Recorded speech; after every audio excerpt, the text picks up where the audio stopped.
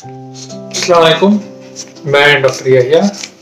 आज हम बात करेंगे जॉइंट रिप्लेसमेंट पे।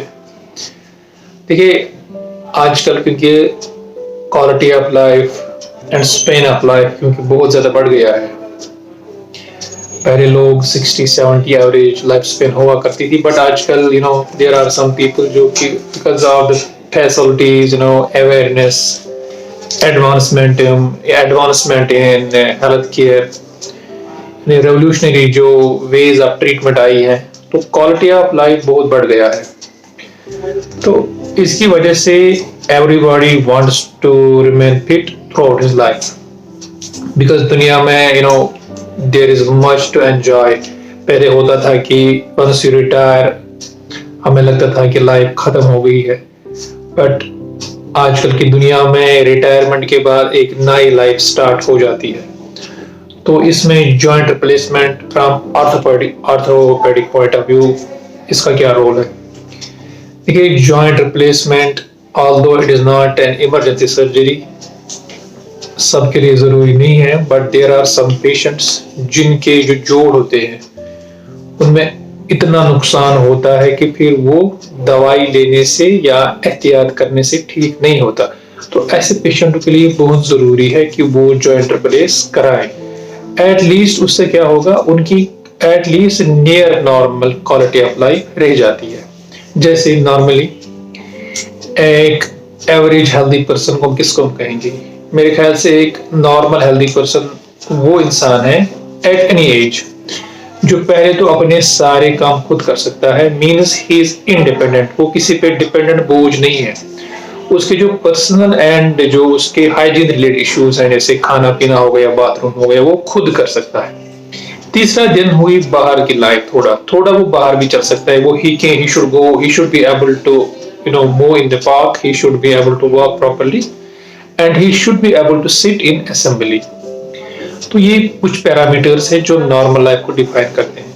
तो आफ्टर सम टाइम किसी एज पे क्या हो जाता है, हमारे जोड़ों की जो वुक्कत होती है, जो सो कॉल्ड चिकनाहट जिसे हम कहते हैं, वो खत्म हो जाती है। बिकॉज हर किसी चीज की अपनी एज होती है। जैसे हमारे बाल बचपन में काले होते हैं, फिर वो सफेद हो जाते हैं। Similarly ageing takes toll of all joints. उसमें मेजर जॉइंट जो होते हैं वो हिप जॉइंट है, नी जॉइंट है।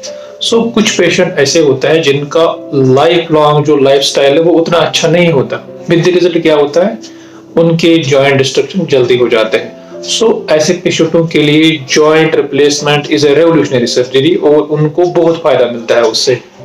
टेक्निकली स्पीकिंग वर्ल्ड वाइड तो एक दिन में ही लाखों में जॉइंट रिप्लेसमेंट हो जाते हैं एंड 90 to 99% सक्सेस रेट है। तो उन जिन पेशेंटों को पेन किलर से रिलीफ नहीं मिलता, आई थिंक उनके लिए बेस्ट आइडिया है to consult 1 or 2 surgeons before going for joint replacement. क्योंकि ऐसे पेशेंट कुछ के भी क्या होता है, पेशेंट खुद ही रिलेक्टेंट होता है, वो he does not want to go for joint replacement because बहुत सारे मिथ्स भी है मार्केट में कि नहीं, घुटने बैठ जाते हैं, लाइफ खराब हो जाएगी। ऐसा बिल्कुल भी नहीं है। जिन लोगों का जॉइंट सक्सेसफुल होता है उनकी quality of life really change होती है। एंड दूसरा, जो burden of taking pain killers, उससे क्या होता है, अगर आप रोज पेन किलर लेते हो आपकी किडनी बैठ जाएंगी, आपको स्टमक अल्सर हो सकते हैं, ओवरऑल आपको मल्टी सिस्टम प्रॉब्लम हो सकती है। सो फ्रेंड्स, अगर आपके घर में किसी एल्डरली पेशेंट को या किसी नियर एंड डियर रिलेटिव्स में कोई भी पेशेंट है कि उसको डॉक्टर सजेस्ट कर रहे हैं जॉइंट रिप्लेसमेंट, मेरी सजेशन यही रहेगी before going for joint replacement उसको इसके नुकसान देखने चाहिए कि उसकी क्वालिटी ऑफ लाइफ कैसी है। दूसरा, he should consult 1 or 2 surgeon before going for joint replacement. तीसरा, आजकल कहते हैं कि नहीं, जॉइंट रिप्लेसमेंट हर जगह होता है। Overall good hospital atmosphere is very must, surgeon experience of course is must. एक सर्जन है जो दिन में 2 करता है, then there is some surgeon जो एक दिन में 10 करता है, महीने में 20 करता है। तो ऑब्वियसली उसकी सर्जिकल एंड रिफाइनिंग स्किल बहुत ज्यादा अच्छी होगी। तो ऑब्वियसली इन चीजों को देखना चाहिए before going for joint replacement.